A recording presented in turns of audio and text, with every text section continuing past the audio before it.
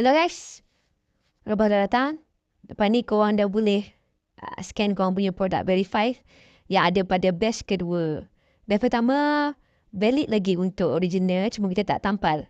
Yang di mana batch kedua ni pada bulan 2 2027 kita dah start tampal.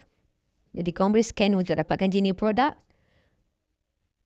Okay, kita tengok dekat dalam pula. Apa ada kat dalam yang special yang ni sekarang ni. Untuk batch kedua, korang akan dapat 1 biji percuma dengan setiap pembelian 1 pouch.